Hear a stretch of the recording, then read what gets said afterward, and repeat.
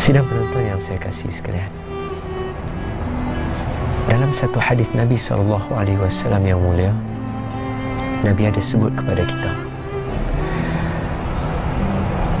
kurangkanlah kita daripada bercakap selain daripada berzikir kepada Allah Subhanahu wa ta'ala.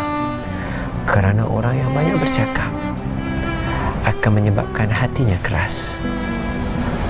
Dan di hujung hadis tu Nabi sambung, Nabi kata, dan orang yang paling jauh dengan Allah adalah orang yang hatinya keras.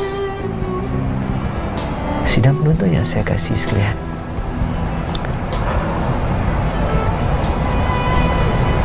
dalam kehidupan kita, kita sebagai seorang ibu, ayah, bos, majikan, pekerja, rakan sekerja, kita tak lari daripada bercakap.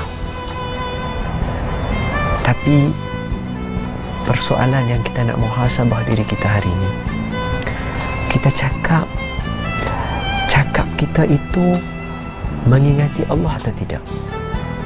Bukan kita kena berzikir 24 jam. Kalau boleh buat begitu, bagus, Alhamdulillah. Tapi kita manusia biasa, kita kena sedar kita manusia biasa, kita tak boleh buat begitu. Jadi apa yang kita boleh buat ialah kita cakap seperti biasa. Tapi macam mana percakapan biasa kita itu nak dijadikan zikir mengingati Allah Subhanahu wa ta'ala? Contoh yang mudah saya boleh bawa, kita berbual, kita bersembang, ada tak sering-sering kali kita mengaitkan perbualan kita dengan Allah Subhanahu wa ta'ala? Kita mengatakan, Alhamdulillah kita berjaya buat, syukur Allah yang memudahkan segala urusan. Masya Allah. Itu adalah salah satu kalimah zikir.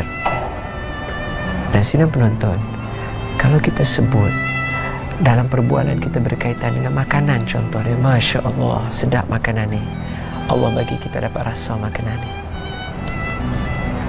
Tapi persoalan saya hari ini nak muhasabah kita. Hari ini bila kita cakap dengan kawan, kita cakap dengan majikan, kita cakap dengan rakan sekerja, kita cakap dengan ibu bapa kita selit tak perkara-perkara yang boleh menyebabkan kita mengingati Allah Subhanahu wa ta'ala?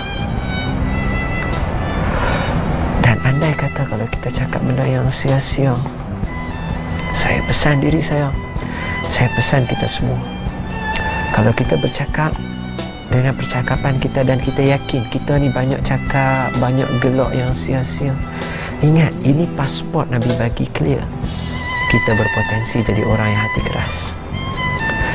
Dia kalau hati keras, Nabi tak kata apa-apa, tak apa. Persoalannya, masalah dia, Nabi kata, problem dia, Nabi kata dekat akhir hadis tu, Nabi kata, orang yang paling jauh dengan Allah adalah orang yang hati keras. Itu yang saya takut untuk diri saya dan kita semua. Saya lagi banyak bercakap, tapi saya tak tahu sama ada percakapan saya ini bermanfaat atau tidak. Saya punya mengharapkan, ya Allah, jadikan percakapan ini sebagai percakapan, sebagai satu kebajikan. Macam mana dengan sidang penonton sekalian? Cakap kita lontarkan, kita sampaikan, mesti kena cuba elakkan daripada kita gosip, cuba elakkan daripada kita mengata, cuba elakkan daripada kita mengumpat. Semua ini akan membuatkan hati kita rasa keras.